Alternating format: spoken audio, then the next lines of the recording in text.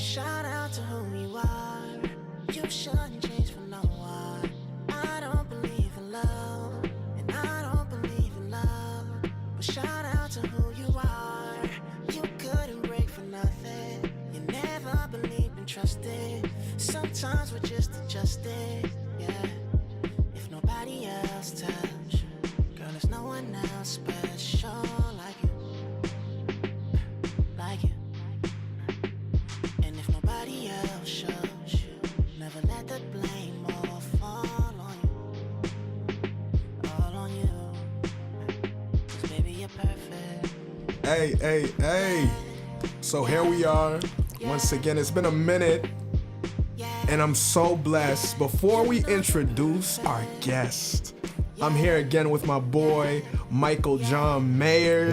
What it do? It's been a minute. It has been. We both been busy. We have been. It's not an excuse because we're trying to get that bread, but you know, life happens. It does. Other priorities happen. But through the grace of God, we're here again with another exceptional episode. We got an exceptional guest. I don't want to hype him up too much. You know what I mean? He deserves the hype, though. He kind of does. I just hope you guys are ready. Y'all putting too much pressure on me. Y'all putting too much pressure. For our guest, okay? I'm going to allow him to introduce himself. Yes. I go by the name of LoVel from Harlem, New York. Hey. I appreciate y'all for having me. I'm just here, man. Just had to hit a rock Yeah, out man. with y'all. You already know. Yo, thanks for coming out. Yo, if you guys want to see him on Instagram, I Write Songs, at I Write Songs. Go slap that follow on there. You guys want to go see him on SoundCloud as well. It's LoVel Music. Make sure you hit that follow. It's also on Facebook under the same name. So you know what it is already. And Twitter. And It's Twitter. LoVel Music Make on sure Twitter. you slap that Twitter for the tweets. Yeah, I be talking crazy on Twitter. Yeah. So. Don't kill me. Yo, I saw that last one actually yesterday. You talked about Drake. You're like, Oh, I'm yeah, bumping, yeah, you're yeah. playing Drake. Hey, that was her Driving quote. That's That was her awesome. quote. I love that, man. don't Love kill it. me. So, yo, as we said, we're Project Me, another beautiful episode. However, on that topic of, you know, a little racy comments, what is your management situation? Who are you repping? I know you got, if I'm not mistaken, Legacy Era, which is your own clothing brand. That's my clothing line and my production company. So like I've been self-managed, self-funded for my whole career, man. I mean, I had management maybe for like a year and I just wasn't really feeling it. You know, I couldn't. If there's anyone that believe in your vision more than you, there's a problem. Hey. So I kind of was like, yo, I'm good. Like I'm gonna do this myself. It's been working, you know. So. And more importantly, you get that publishing, that master. Facts, you get it all. facts. But more importantly, as you know, we were looking at your Instagram. We were checking out. Okay, he got, you know, the link for the Spotify. He got the link for the Apple Music. But one thing that really intrigued both myself and Michael was, again, he's in tune with the merch, and he's, again, now that you're going deeper into your independent I'm thinking to myself that this man really understands the value of ownership, which is something that, and not trying to diss other artists, but there's a lot of artists who are signing these 360 deals who lose their publishing, they lose their masters early. So why did you feel, was that a trial and error process where you might have and you don't gotta say no names because this ain't, you know, Copy. shade room, you know what I mean? But We can take it there though. Nah. you know, Get us some clickbait. we do know you have ties with a couple this guy. people, so. But yeah, talk about that. Why did you feel the necessity for ownership at an early age? So this whole thing it's bigger than me. Music is my love, but like I understood that it's bigger. I'm from Harlem, so like even with where Harlem has come to, where the gentrification and whatnot, you see like all these businesses coming in and all of that, and owning is big in my family. Like my pops, he came into Harlem 20 years ago and was like, yo, I want to buy something. So he bought a condo and like he owns that now. Or like even his sister, she bought a house in the Bronx. My mom, she has what she has in the South. Like we big on owning. So I'm like, I want to own me. I don't want to give any part of me to somebody else when they not even doing the work for it. Yeah. So it's like, it's bigger than the music. Like I got the Legacy Era, that's the clothing line, that's the production company. But then like I want to open up restaurants, have my sister be the chef. I want to open up companies and like businesses where I could give people jobs that wouldn't normally get the job because someone else that might be more connected could get that job, you know? So it's like, there's a lot more you could do with this platform that I'm trying to really make happen, you know? So that's kind of why I'm like, yo, I like being independent. It's more work, but then it's more return. It's more, you get more for what you're doing. So it's like, all of it, you know? I feel you, man. Like speaking to that whole business angle, like, I mean, when it comes to building your personal brand, like authenticity and portrayal, it's a duality that exists in the creative industry sphere. So like, how do you avoid falling into the pit of building your brand at the expense of building your character and being true to yourself? Like, it's so important to build both alongside of one another. So for me, all of this is my life. Like, I had to take the leap. And at times it feel like I'm still falling, you know? But like, I had to take the leap. I couldn't split myself. I couldn't be like, yo, I'm gonna work at. I was supposed to be, all right, so backstory, I was supposed to be an architect. I had like a 98.7 weighted GPA. I was supposed to go to Georgia Tech. Then I had a full scholarship to Morehouse. Damn. But I was just like, yo, this ain't really me. Like, I wanna really, really commit if I'm gonna do this. You went to St. John's. I went to St. John's, yeah. I had a scholarship there too.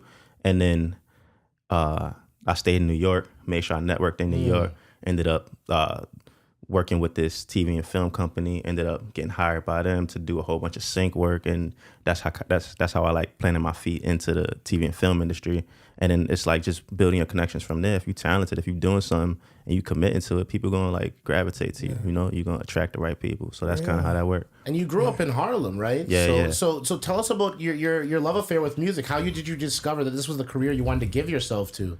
So, I mean, my whole family is like a bunch of creatives. Like, they're super eclectic. Like, my mom is like, she was a professional painter, and then she sold other people's art. And my pops, he's like a jazz enthusiast. He like has like 1,000 records and has like all kinds of like gear, like old analog gear, all that kind of stuff. My sister, she wrote music. My brother wrote music, but they never took it super serious. I was fortunate to be the young one. So, like, I'm the youngest. And then I was just like watching them. I was like, yo, this is... All right, I see what you're doing.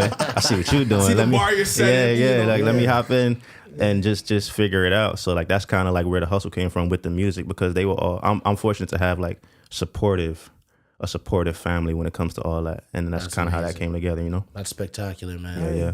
And honestly, I think the biggest thing I was looking at. I know, before I get to me, do you have any other things you want to chime in? Oh, I had a couple 1-2s, but I mean, let's go with the natural flow of it. I mean, I also, by the way, J. Cole went to St. John's too. Yeah, we lived in the same building. You do? Not at the same time, but we lived in the same building. That's amazing. When I was a freshman, I lived in Hollis. I think he lived in Hollis. Yeah, we lived in the same building. Let's go. But one thing, I gotta commend this brother, because again, a couple days ago, I had the pleasure of watching him perform. And I was awestruck because for me, that is a sound I am not too privy to hear from my generation frequently. You know what I mean? I love my generation. We got so many great artists, so much eclectic artists. However, I feel in layman's terms, in the most general sense, there's no pulse in music anymore. You know what I mean? There's too much artificial and not enough substantial. You know what I mean? And I hear this guy sing Ready. And that was the beauty of that concert. Shout out to Dreammore Productions. Oh, that's a fact. Bro, but like, everyone there was hungry. And it wasn't even just talent, but y'all knew how to perform. I see that you, like, again, he has a girl, so he did it, you know, properly. You know, he did it respectfully, but you were singing, dancing to the ladies, but you really knew how to work the room. So looking at your Instagram, I saw that you had connections with, you know, Fetty Wap and some other artists, you know. Dope track. The Move, a couple years back, you know what I mean? Dope track. My question is in terms of their influence in your life, because is 1738 like the collective with Remy and Fetty? Like, is that? Yeah, I mean, I'm not sure what's going on with them now, but I know that's where they started with. Right. They had the RGF, and then 1738.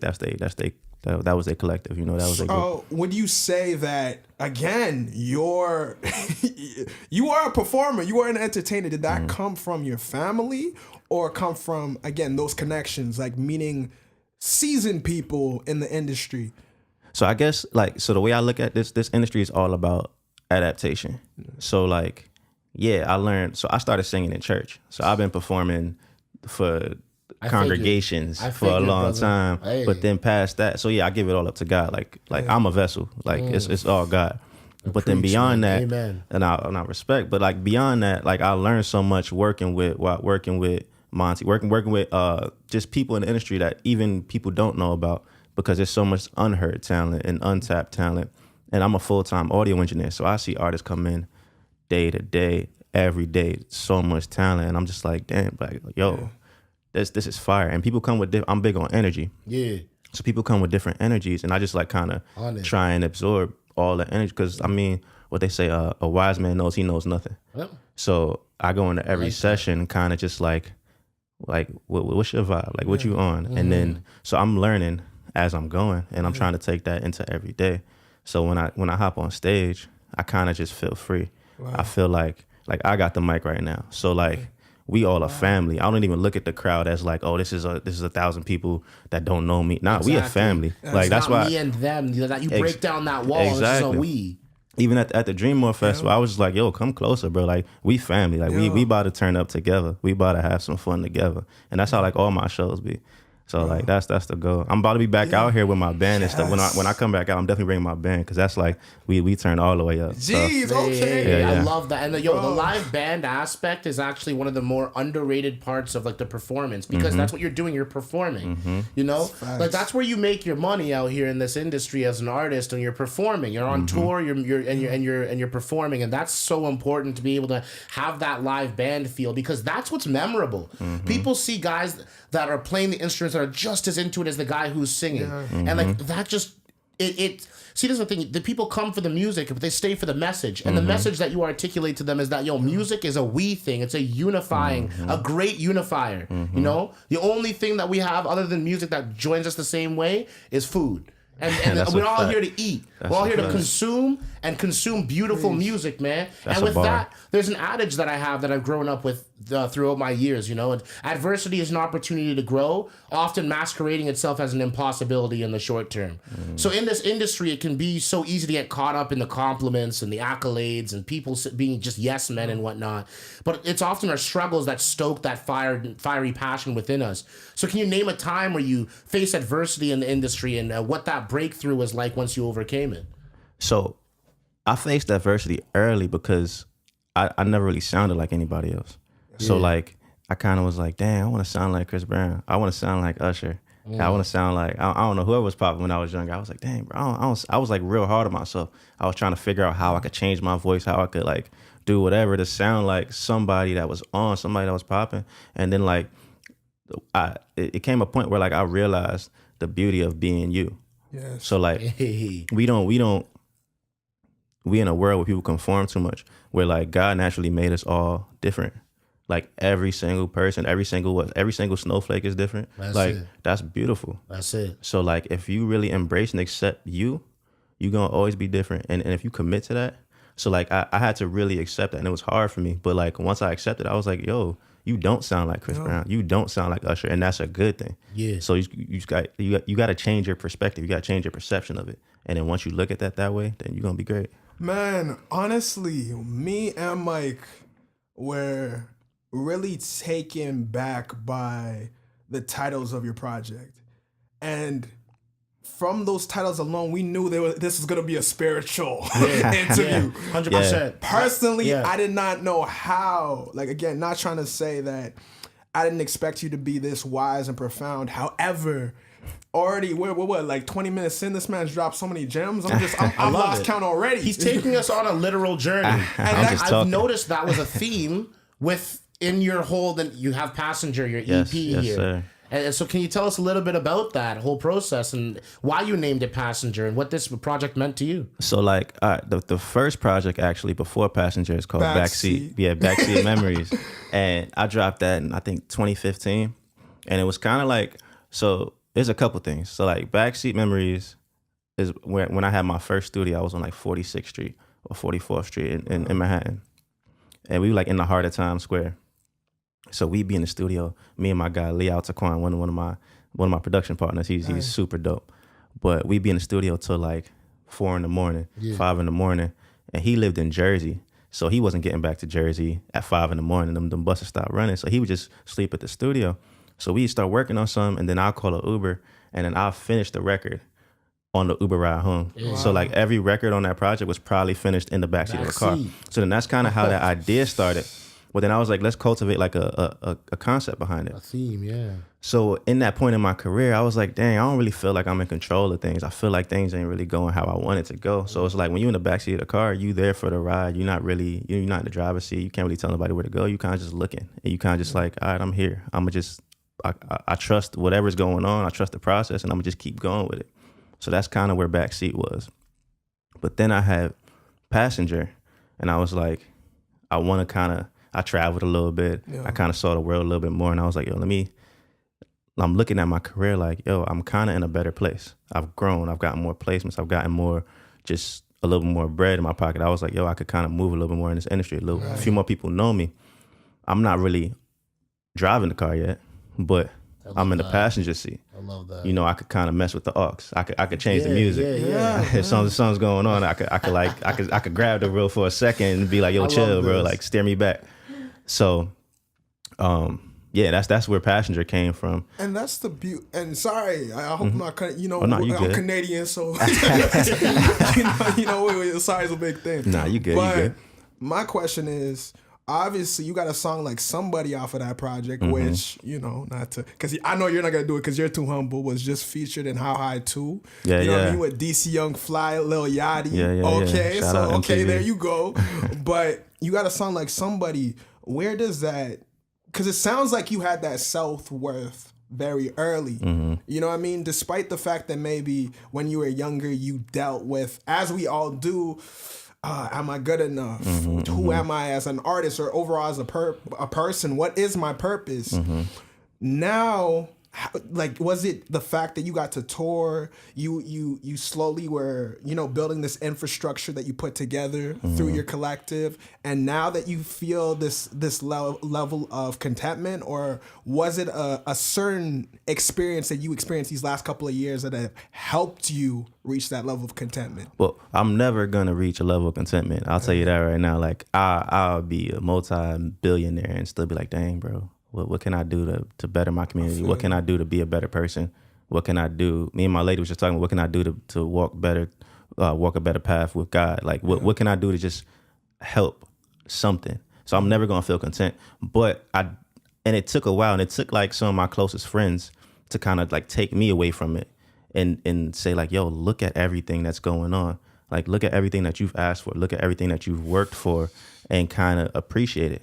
And I used to fail to appreciate it. Like, even recently, I'll be like, dang, bro, I'm not doing enough. I need to write some more records. I need to figure out how to market this better. I need to talk to this person, get some more placements and some more shows and some more movies and all that stuff. But then they're like, yo, bro, you just got like 3. You do. So I had to like step away and kind of look at myself from another vantage point, from another person's point of view, just to see what was going on. And that kind of helped me really embrace the growth. But then I'm big on self-awareness and like awareness of everything around me. So like I know me, but I know how much more I could grow exponentially. So I'm like, I'm here, and I'm appreciative of where I am, where I started, and now where I could go. So that's kind of what I look at. One thing that we tend to say here on Project Me, because we never like to say when someone's, becoming more familiar with an artist or getting to know an artist that they don't know this artist, or this artist is a new artist. The word we like to, or the term we like to say is that that person wasn't, again, there's no pun. We actually say this. You can check previous episodes. Aren't ready to know that artist. Respect. You know what I mean? So for us, we want to know for someone, because honestly, someone who is, really starting to sizzle and really getting notoriety and getting shows outside of his native area, how do you keep that inspiration? Of course, you have people in your collective. You have Green Lens. Yeah. Hey, shout out Green Lens. He be showing wild love. But one thing I'm sure Michael's dealt with the same is, as an artist, sometimes I struggle with continue to have that inspiration. You know what I mean? One thing that I'm learning is, your inspiration is kind of like being in a long-term relationship, in the sense that you constantly have to do things that, not constantly, but there is a need to Spark the flame. Yeah. Take your inspiration out on dates, whether that be, going to art galleries, watching movies, listening to other music, reading books. So what are your ways of, dealing with that? You know what I mean? And becoming more in tune with your artistic process. I mean, I travel. I love traveling. That's why the concept of the project's kind of blended so seamlessly, because it's all about just traveling. And it could be like a physical journey, but it could also be like a spiritual journey. Like you could kind of like just like, yeah, New York is like a big city. It's all tight and it's like a lot of hustle and bustle. But like I could even like drive an hour out of New York, kind of just be in the wilderness and kind of be in like the forest and kind of just like free my mind a little bit. But I just love just traveling and basing who I am off of what I receive from the world. So it's like if I'm around a bunch of negativity, then that's kind of what's gonna cultivate and come to me. But then if you kind of just like step away and then put yourself around things that like kind of free your mind, then that's always gonna do that, And then beyond that, like I love to travel and embrace like different cultures. I love to see how the world is so big. Like we be doing God injustice by not seeing everything in the world that we could see, So it's like, it's real. I love, even just like y'all, coach, it's my first time out in Toronto. And there's so many dope things about y'all that I'm like, yo, that's ill. Like even like y'all accent to like, just like how y'all treat people, to just like how y'all vibe with music, to how y'all dress, like it's different. And I love it being different because it's going to influence me to some degree.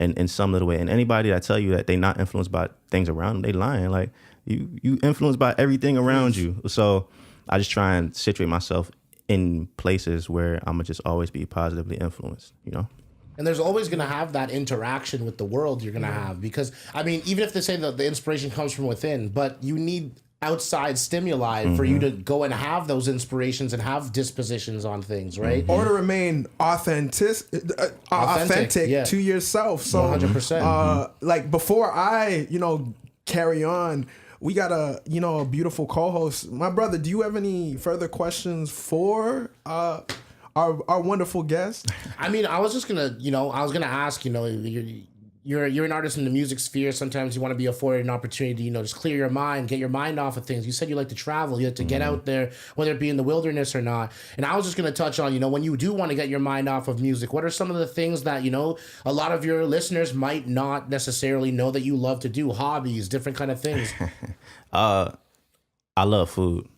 So like anywhere I go, I'm hollering at whoever I know there and being like, yo, what's the best spot to eat here? Like, and I'll try, ask my lady, I'll be like, yo, we gotta try this, we gotta try that. And she the same way. We'd be like, yo, let's try this. We just came from brunch. We was like, yo, this is one of the dope spots out here, so we gonna try this spot. Yeah. Where do you guys go? We went to the Federal. We went to, where else we went? I don't remember, but we got some dope cocktails.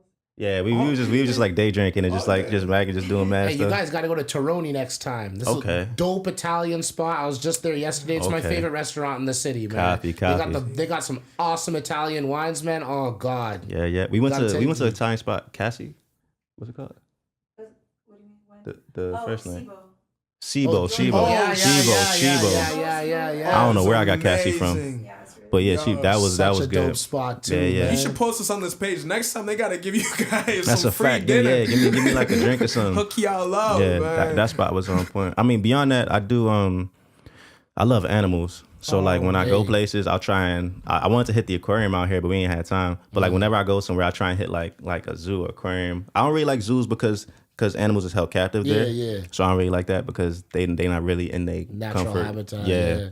But like I just love animals. So like I went to Brazil, I went to Rio, and I went to like Vista Chinesa, and it's kind of like a mountaintop that you get driven up to, and then you walk down, and it's like a mile or it's an hour hike down. But like it's beautiful because you within the trees and the forest, and then like you see like the monkeys just like chilling doing their thing. Like they see people, they start dancing and doing stuff. Like it's crazy. You see different animals are so innocent. Like we as humans, like sometimes we have ulterior motives, we have intentions, positive or negative. Right. We our thought process is so complex. Exactly. Animals ain't like that. they like, I just need to eat and chill, like, Yeah. and just live. So like, I just love seeing animals just like do their thing, and there's so many. There's just the variety of animals out here, just to learn about everything they do and how like the abilities they have and how that could impact us and like the world and all that. So that's another one of my loves. Hey guys, Michael Mayers from MJM Studios TO out here. If you want to follow more of LoVel, you can follow him on IG, I Write Songs, and you can find him on Facebook, Twitter, and SoundCloud at It's LoVel Music. If you're vibing with the track that's playing in the background, it's Ready by LoVel. And now, back to the podcast. Thoroughly enjoying just hearing this insightful brother. But even when you talk about animals, I think, and this was actually a conversation we were having prior to this interview, was self-awareness, and that's something that you brought up. How do you, because obviously this is something that you can't escape, and again, this is another conversation we had prior to this, you know what I mean, where even Michael is inspiring this question, where it's a matter of authenticity and not coming across as, I'd say, just an artificial representation of things that happened prior. But at the same time, you have to be cognizant of you being a brand, and no matter how it goes, some people aren't familiar with you and don't have the pleasure of knowing you on a personal level. So whatever they see on social media, they'll be quick to assume that's who he is. Perception is a reality, and in the court of public opinion, you're always guilty before proven innocent. It's just the facts of it. Exactly. So how, as an artist, or better yet, as a person, do you find that balance where it's like, okay, I understand that I do have this platform and I want to portray something that is authentic to myself, but at the same time, I don't want to do it in a sense that it comes across as artificial or superficial? I kind of try and keep my online presence as true to me as possible. That way, it's like when I am promoting, when I'm posting this, or when I'm talking about this, like a surprise party. Yeah. Shout out, that was all my lady too. Like they all put that together. What about like, I'm sorry. I'm so sorry. Again, Canadian. Nah, do your thing. That beach, that thing where you're just like, yo, this is some old school R&B shit. Yo, cause that's really what it was. Like I was out in Jamaica, and me and my homies was like, I swear, it was like a whole day of like unlimited drinks. Yeah. And then one of my guys was supposed to shoot a video for me anyway, so we was like, yo, let's just like mac out on the beach and shoot. And that full video is never gonna come out because we never finished the video. But we was just like, yo, we was drunk on the beach, like, yo, whatever, let's just shoot some shit. And we ended up shooting, and it worked out, and it was cool. But I was like, yo, let me just like show people what we came up with. There's so many like vaulted songs and vaulted shoots, and because I'm real particular with my stuff and what I want to show people. But I was like, let me just show people like something that I'm probably never gonna drop, but I'm gonna just put out anyway, you know? Yeah. Well, even building off of that authenticity, we live in a generation where everything is instant. You know what I mean? There's a demand to constantly make content to stay relevant. Yeah. So with that comes, at times pressure and fear of like, keeping up with that. How do you do that? Like, honestly, with someone who is, again, getting notoriety and, slowly getting into those right social circles, how do you, meet with that demand that comes from your consumer or your family? I mean, that's one of the battles that you kind of just like take day by day. You kind of like, you got to balance being you with how much you can give to everyone else. Yeah. So it's like, for sure. Yeah. So it's like, I mean, sometimes I might not like post anything for a minute just because I'm living. Yeah. Like I don't like going to concerts with my phone out. Same. Because I want to enjoy the concert. I want to, like what they say, people don't take pictures, just go there again. Like that's the type of time I'm on. Yeah. I'm like, I don't like taking pictures for real, because I feel like while it saves a moment, you can make those moments over and over and over again. Yeah. So, but then I also understand it's a brand, and you kind of gotta like, show people your life. So that's why I say I try and just keep it as true to who I am as possible, without like losing me without losing the joy of being me. And that's the most important thing is looking out for number one. That's you, man. I mean, at the end of the day, you're going to have a lot of people swing through comments, swing through this, swing through that with a lot of negativity. You know, the first people to come out en masse in droves are the people that have something negative to say. And most of the time, those are people that have the time because they're not grinding on their thing, doing their own thing. Like, if I'm busy and I'm building myself up, I don't have time to look at someone else and denigrate them. That's a fact. You know what I'm saying? So that goes and disqualifies the people who do have a lot of negativity to come and try to rain in your parade. Well, they have time to try to rain on someone's parade because they're not grinding. That's a fact. Because if you're grinding, you ain't got time for that. And speaking of the grind, because honestly, it's been a joy getting to know the person. Appreciate it. And you know, we're gonna continue too, but I'm sure there are people who are listening who want to know about the music. And of course, we've touched on Passenger, Backseat Memories. You know, it's on Spotify, Apple Music with the title. Yeah, it's on Tidal. There it goes. There you TuneCore, go. you know how to, Deezer, all that good stuff. So I think, of course, we want to talk about just who you are as an artist and your overall genre. You know what I mean? But we also want to get into, you know, because you come from a gospel background. However, when you hear a track like Ready, you hear elements of reggaeton, you hear R&B, that good Afrobeat, you got it all in there. Bro, so I mean, my goal in all of this is to kind of just be versatile. So like, I got Ready. That's like a super dancehall record. Then I got records on Passenger like Love or like Say When that I don't know if y'all heard them yet, but when y'all do bump them, y'all hear that they're super different. They're super R&B. Like Say When's like a baby making record. I noticed that you got a lot of range. And then then I have a record called Andale, and there's like a video, an animated video that's out for that, and that's like me just rapping. So it's like, and I'm not a rapper by any means, but I was just like, I was on that vibe that day, and I was like, yo, let me see how this sounds. Players Club got that that grit too. Like, So Players Club coming out. Dropping in 2 days? Yes, on the 14th. The 14th, 3 yes. days. Shout out to Monty. He snapped on that record. That's gonna be a good record. But Players Club is coming out this week, and it's kind of like a blend between like R&B, trap. Yeah. Produced by the Innovators. Shout out to them too. They out from Jersey. They've been showing love, but that's gonna be a good record. And I mean, I got another record coming after that. So it's kind of like in the dancehall wave, you know, something to hit the summer hard. So make sure you slap that follow on Spotify, iTunes, Twitter, all that, man. Instagram, you better slap that like button, because there's a lot of stuff coming down the pipe from this man. He's grinding out here, clearly.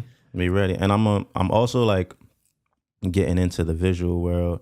I directed my last visual for a record I have called Perfect on Passenger. Really? Yeah. So I directed that. I had my lady and I had my mom in it. Like it was a big thing for me because it was real personal to me, and it was like my first my directorial debut or whatever. And shout out to Green Lens. He definitely like co-directed with me and got a lot of stuff with me. He's pretty dope from what I've seen on the ground. yeah. He's fire, like real fire. But so I'm also I'm working on a few visual things coming toward the end of the summer too, that I'm directing, like short films and like things of that nature. And see, all of that is staying true to his character and who he is. Because one of the first questions I asked about was talking about being true to yourself and where those roots came from, how you fell in love with music. And you're talking about how that's in the family and you're keeping that in the family.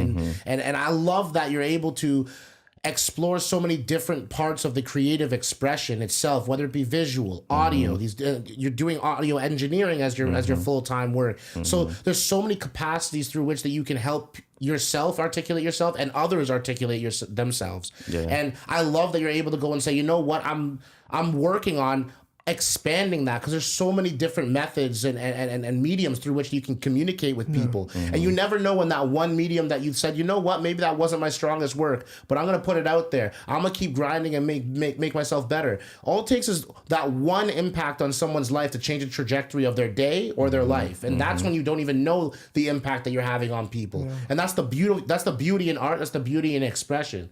And that's like I love too. I love that you're able to go and explore every crevice of your soul and share that with the world from different vantage points. Come watch this animated film. Come watch this thing that I directed. Well, come watch this beautiful music that I'm releasing. Different types of genres of music. That's just such a powerful thing to have in your repertoire, and for you to be able to have that fire inside to expand your arsenal and say, I don't care if I got $1 billion. I don't care what I got to my name. I'm going to keep doing me because that's all I know how to do. And that just shows someone with a strong sense of self. And that's when it's a good follow. That's what I'm saying. Yeah. No, and it's inspirational too. Like whenever I know that like I'll get a DM where like someone's like, yo, bro, this song like was fire, bro. Like this song like spoke to me, or like, and like that means something. Just like that one person means something for everything that I did in the past and everything that I'm gonna do in the future.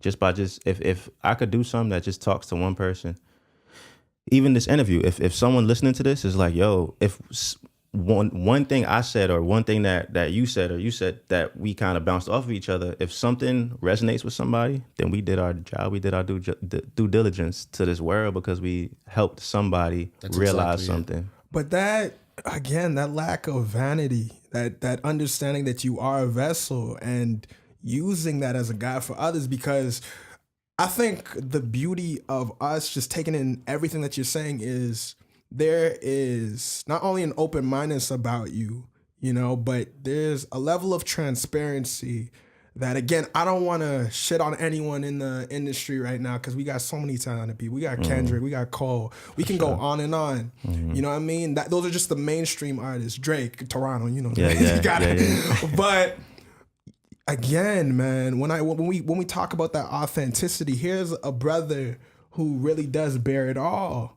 So my question is, for someone this young, is there a fear that comes with being that personal? Because of course there's an understanding that you are a vessel. And with that, you're despite any fear you might have, you will confront that and accept that level of transparency to act as a guide for others. That's a level of vulnerability that comes with it. But some artists might not have that understanding. So for you, how do you personally overcome that doubt and just let your artistry just flow freely?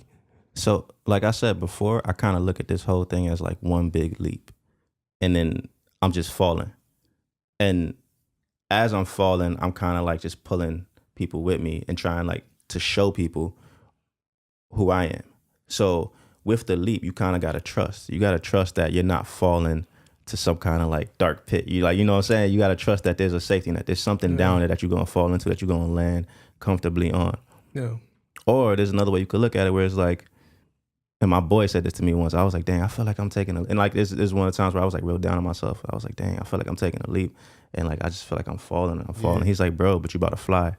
And I was like, dang, bro, that should really hit me. That's it. So I kind of see like the leap as like an extended metaphor to everything that I'm doing. I'm being vulnerable. I'm letting people into my life, to my ladies, like my family's life and all that. But it's like, they're a passenger. You got to take the leap. You got to be on the journey. You got to kind of just fly with me, Right. Because when I fly, we all gonna fly.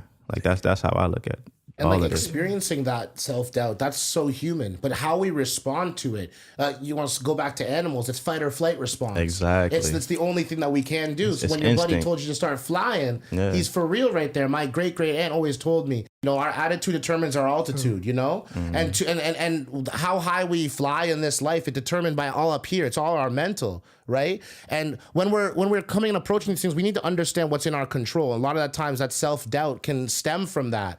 And I feel like we can't control other people's actions. We can only control our reactions to their actions. And understanding that nuance helps you kind of circumvent that moral, it serves as a moral compass of sorts to help you navigate those waters, because we get lost in the weeds all the time. You can't separate the trees from the forest sometimes when you're so lost like that. And you have to fall back on your why. And that's my next question is like, what's your why? My why is like my great-great-aunt's looking down on me now, proud of what I'm doing. And that's my why when I'm trying to find from the depths of my soul what's going on. And what's your why?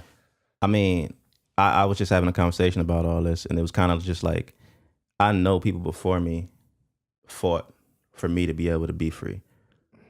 And free, not even in like the way that, or the traditional way of looking at it, but like free financially, free mentally, free spiritually. Like we have that choice now. Yeah. So who, like, I'd be doing them an injustice by not making that choice.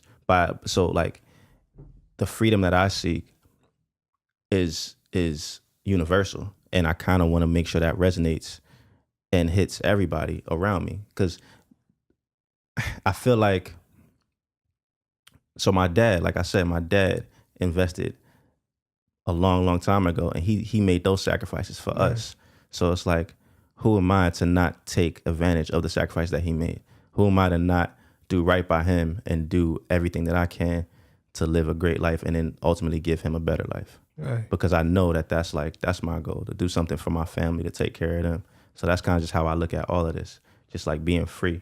Well, building off of that, what is, cause one of the, I'm coming out of, university, so you always get those questions. Oh, where are you going in 5 years? You know what I mean?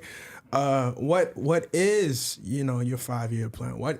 Cause again, right now you're building your empire brick by brick. Mm-hmm. You know what I mean? We're talking about, again, sink or swim. Mm-hmm. You know what I mean? And I feel like that's an understanding that we all have, and that's one thing that fuels us, is like, we know that our life can either end up being a Cinderella story or a cautionary tale. Mm-hmm. And I'm hearing someone be accountable and understanding that he has a responsibility not only to himself and the potential that God has blessed him with, but to others. Mm-hmm. You know what I mean? He has a wonderful girlfriend here too, in attendance, sure. and to your family members. Mm-hmm. So what?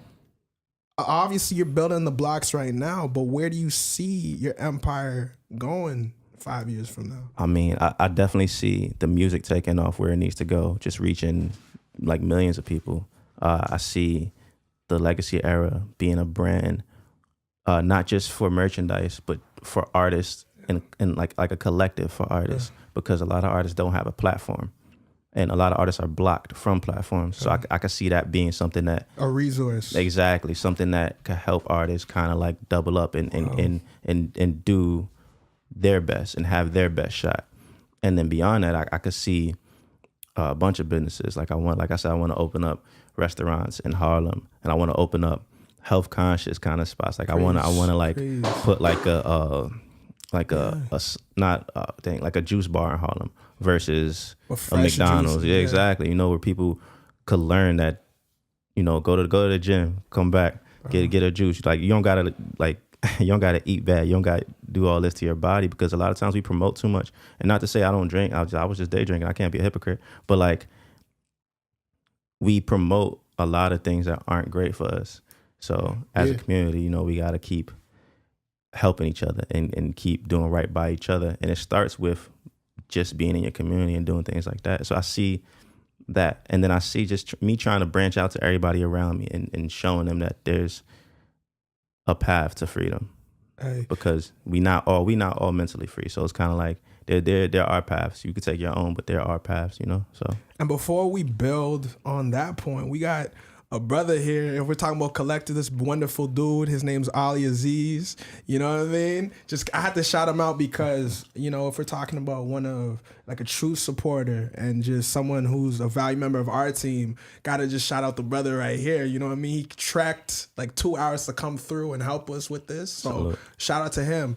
But building off of that point, man, I think, honestly, I feel like both, again, I'm speaking for you only because I know just talking to you and hearing how aware you are of your purpose and how solid you are in your, because again, when you are so rooted in your core, it's so easy for things to shake you. Mm-hmm. You know what I mean? Because, again, when you are starting to, fly, there are going to be things that are going to want to knock you down. And one of them is the devil, you know what I mean? But one thing that keeps you from falling astray is not only a strong foundation, but a strong sense of purpose. Mm-hmm. So one thing that we really want to touch on with you is, obviously you've broken down how you have a sense of, ownership. You've broken down how you have a sense of community. Mm-hmm. we want to ask, when you see someone like a Nipsey Hussle, fall very early into their career, but has a profound impact on his community. Personally, how does that make you feel as an artist? Because obviously there are things that you might want to mirror and expand on personally, but also there are, some things that you might take to be applicable to your own artistry and your own brand. So from that specific individual, what did you take away as an artist? I mean, that really impacted the whole industry, and it kind of shed light on the fact that one person could really have a prominent reach on so many different levels. So it kind of shows that we might not be doing enough. Just because if you think about it, like if everybody that has some kind of power or some kind of reach did 10% of what Nipsey was doing, that would hit the world so hard. The world would be a better place. Exactly. So it kind of shed, and I'm not even going to hold you. I wasn't even super hip to Nip's music, but I knew about his cause, and that kind of says something because he transcended his artistry and he became an icon for his community. Exactly. Marathon store. Exactly. So coming from someone who wasn't even listening to Nipsey, knowing about him and knowing what he was doing for the world, that already says something. That already means something. And I think if more people with even like lower levels of celebrity were doing that, then the world would be like a way better place, Jeez. And honestly, I think the biggest takeaway that I had from that death was, again, how, you might think that you might have the best intentions in the world, but there are people in this society who just make it their purpose. The devil comes to steal, kill, and destroy. To exude negativity. That's it. So honestly, for you, again, your platform is getting bigger and bigger. Yeah. How do you deal with the scrutiny? Because sometimes, as the lens gets bigger and bigger, it's not even just on you anymore. It's on your loved ones. So how do you as a collective deal with that and keep going? I mean, I make sure I acknowledge the tight circle that I have. And I keep that tight for a reason, just because those are the people that keep me grounded. Those are the people that I go out of my way to keep grounded, because you want to have people that you actually care about their story just as much as you care about yours. Yeah. And you want people to kind of care about yours just as much as they care about their own. Yeah. Because those are the people that are going to be honest with you. And I mean, you're going to get the devil trying to knock on any door that you have, that he's going to try and like take away your security, take away what you have going on. But I feel like if you have a strong rooted family and a strong rooted, deeply rooted foundation and circle, I think that'll go a long way. Love conquers all, man. That's a fact. Telling you right now. Like, I mean, like, even for me, for Nips, I mean, like, for me, I just see a newfound appreciation for life through that tragic death. Because you never know when life is fleeting. First of all, we don't know when our time it is for God destined us to leave this planet. But as long as we're here, spreading love and positivity is going to be my main and only goal. Yeah. Now I'm going to find different outlets in a variety of different kinds of ways and try to balance different things in my life, and try to moderate the types of experiences that I expose myself to as much as I can. But negativity and all types of things are going to come at you from time to time, and those are the moments where it's a real test of your mettle. When everything's going great and fine and dandy, that's not when you get to celebrate your life in those moments. But you get to test your true, the true mettle of your character, of who you are, and you get to really, when you have to dig the deepest, and when it's overcome so much darkness, and there's that little pin of light, and if you can grab onto that pin of light and learn that lesson. The bigger the mountain, the more momentous it is once you get to the top of it. I love how this whole podcast has been one big TED Talk. Like, that's a beauty, you know what I mean? But obviously, we like speaking about love, you know what I mean? Speaking about Nipsey, one thing with his death is, he left a lot of loved ones. One of them was an exceptional female in his company. So obviously you make a lot of love songs. So my question is, you know, clearly there is an inspiration. She might be in this room. I don't know. He's like, I knew where you were going with it. So how big of an influence is your girl in your music? Well, what's dope about our relationship is that she's an artist as well. So she kind of has her own thing going. And we're kind of influenced just by like, not just each other, but like the world and like our past and people around us and all that. Like a lot of my music is kind of more so rooted behind stories I get from female friends that I have, you know, where they're like, yo, this dude was doing this and this and that. And I kind of try and manifest that into something that can resonate with everybody else. So it's like Ready, for example, is a song about letting a girl know that, like, to not lose hope in men or not lose hope in us, but like, you know, take your time, be patient and all that, you know. Man. Like we human, we make mistakes, like we gonna mess up here and there. We're young. Exactly. You know? So yeah, like take your time, you know, figure yourself out, handle your handle. That's a very smart place to get inspiration from, because what's more relatable than actual real life recounting of what's happened to people? People don't. That's what's so interesting is like a lot of the times things will happen to us and we're so in our own head we think we're the only person that's gone through that. When it's like, no, like, I mean, this is happening to people worldwide, maybe 16,000 times over a day. So being able to speak your heart and understand that, wow, there's other people that feel like me. Well, think about how they're interpreting your music now. They're like, wow, I'm not alone. I had someone reach out to me and say, I forgot what song they said they were referring to, but they was like, damn, bro, you said how I felt, and I didn't even know how to say it. Beautiful. And I was just like, oh.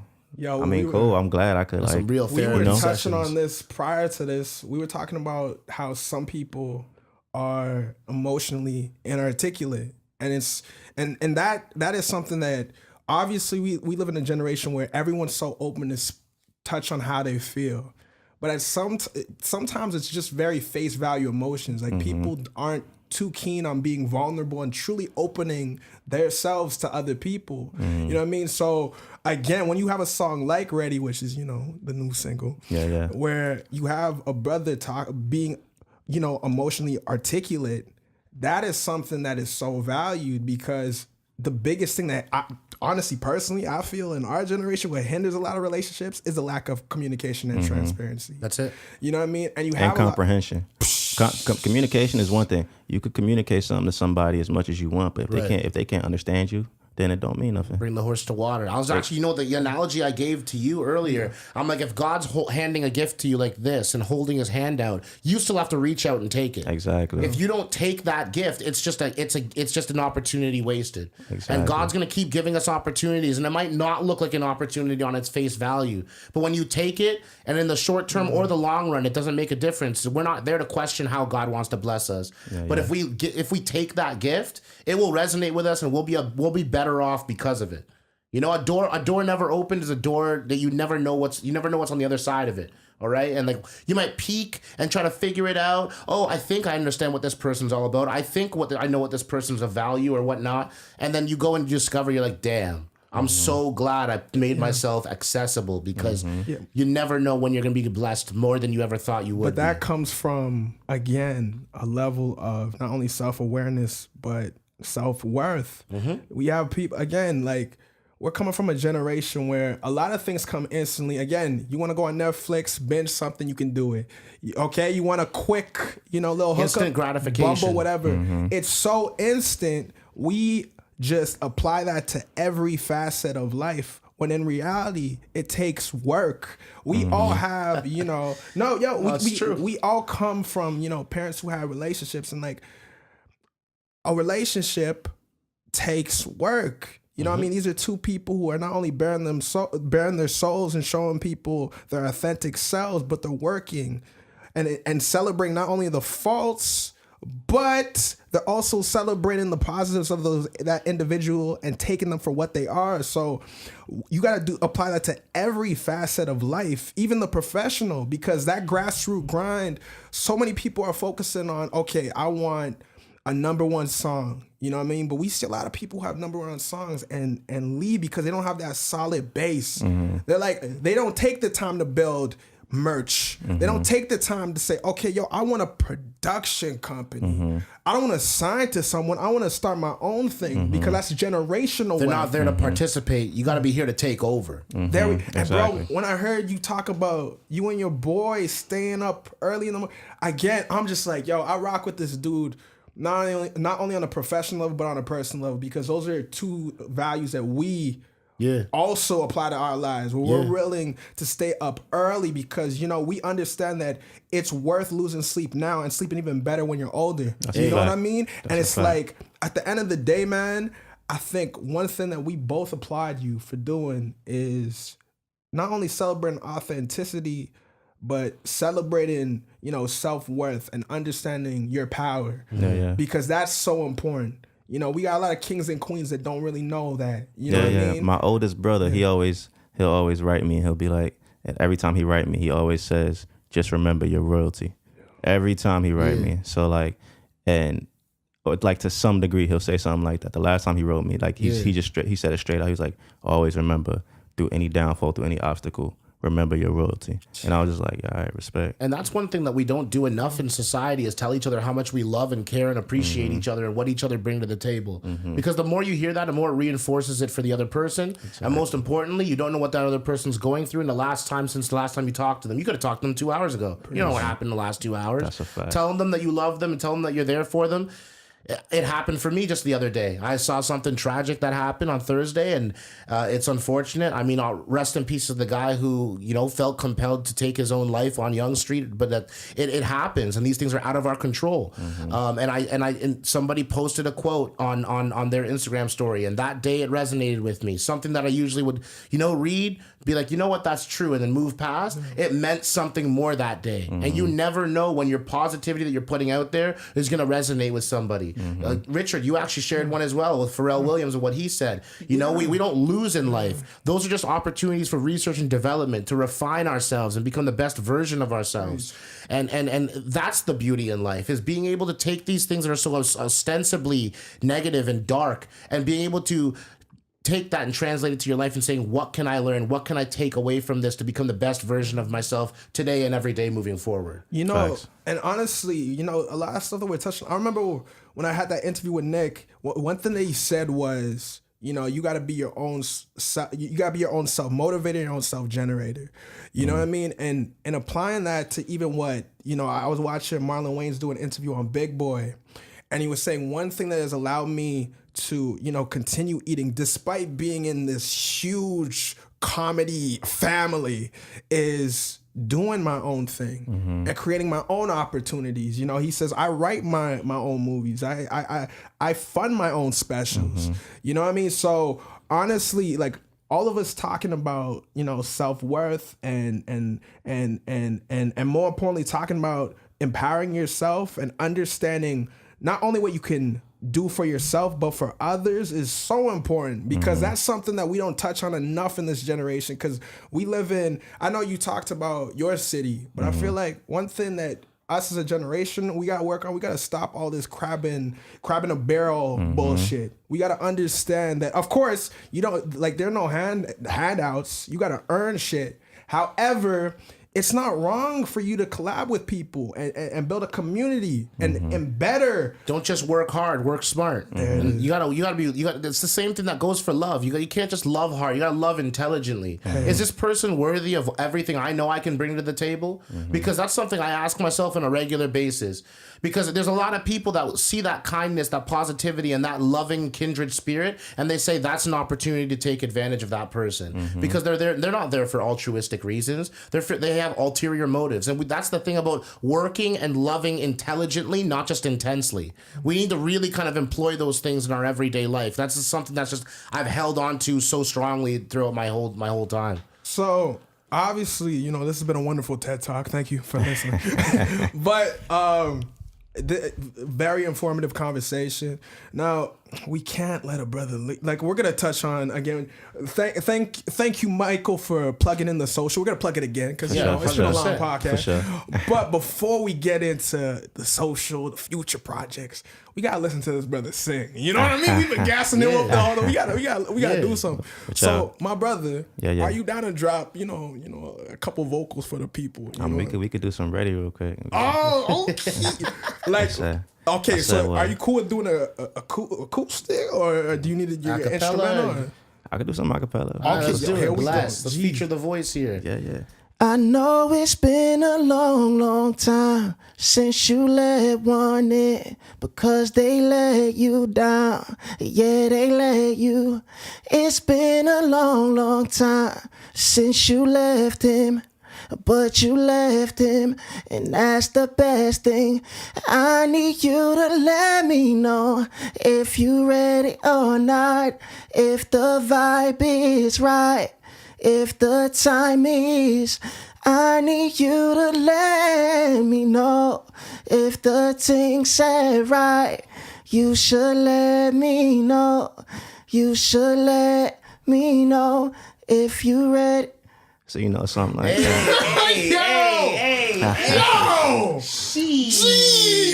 Okay, look, man. That's a weapon. Go to Spotify, hear the full song. Spotify, Apple Music, all that good stuff. Jeez, that might sound even better than the studio version. Nasty. You know what though? Like, so for performances and stuff, I want to make sure every show is better than the song. If I'm gonna do the song if I'm gonna perform it like the song, then you can just go back and listen to the song. But I want to make sure anytime I sing that record, it's gonna sound better. Bro, that's my goal. Honestly, because a lot of people might see us here together and think, okay, it was just a bamboo. It was just as easy, one and done. Obviously, we met a couple days ago, and honestly, through the grace of God, we were able to make this happen. Not only to give this music a platform, but to have this conversation. Yeah. Because I feel like not only was this a conversation necessary, but more importantly, we feel that someone like yourself, in terms of the artist who you are, is necessary. And I don't know who your girl is, but the fact that I can't wait to get to know this whole collective. No, it's a fact. It's a fact. Because I'm looking forward to, listen to all of the music from everyone in your camp, and see, that is a solid foundation. It's not even just you. It trickles down to every aspect of the tree and everyone in the forest. You know what I mean? Yeah. So, shout out to what you're doing. Can we touch on, you have a song coming out too? Yeah, I got Players Club featuring Remy Boy Monty coming out May 14th, Tuesday. Everywhere, Spotify, Apple Music, Tidal, Deezer, Amazon, all that good stuff. And you're working on some short. Are you acting in some stuff? I'm not acting yet. I'm more so directing. I got another project coming out called Rest Stop. I'm kind of hinting at that. Jeez. And then that's kind of like the next phase of the backseat passenger. That's kind of next phase of the journey. But it's looking like it might be in a short film kind of version. So we putting the pieces together for that now. Damn. But I think that's gonna be kind of cool. Jeez. And again, we got to know, the artist, but I gotta ask personally, like, you're doing this independently, of course, but do you have a manager? I know you touched on your publicist. Like, who helps you just put everything together? Right now, it's all me. I mean, I got my like I said, I got my circle around me. I got people that support me, but I'm independent, like 100% to the root of it. So, but like I said, I got an amazing team of people that like help. I got Green Lens you mentioned, and I got photographers and just people that are willing to be a part of the vision and the journey. Man, so it's the takeover, man. It's takeover season right now for LoVel, man. I got my guy Kenny Black. I got to shout out Kenny Black. My guy Kenny Black. That's my road dog. He's always holding me down with everything. So like, again, there are people who might have already known you and people who are getting to know you. What is something that you want to leave off with before we close out the show? Yeah. I mean, just make sure y'all follow. It's a journey. So just join the legacy, join the journey with me, and we here for it. Hey. Instagram, I write songs. SoundCloud, it's LoVel Music, ITS LoVel MUSIC. Twitter's the same, Facebook's the same, all that, And yo, again, hopefully we get your whole collective next time. Your girlfriend 6 next time, maybe. Yeah. I don't want to pressure. But honestly, it's been a pleasure. Look out for more episodes of Project Me. Again, it's been a blessing to have Michael John Mayer for another episode of the podcast. You already know. Shout out to Ali Aziz. Until next time, all love, take care, and keep supporting. Hey, Peace. Hey, it's your boy Richard Marshall. Hopefully you enjoyed this week's episode. Of course you did. Shout out to our guest, LoVel. Follow him at Instagram at I Write Songs. Follow my boy, aka the co-host, Michael John Mayers at MJM Studios TO. And please follow yours truly, Richard Marshall at Richard Marshall Presents. Until next time, you're listening to Players Club by LoVel. Check it out. Turn up your speakers, y'all. You say you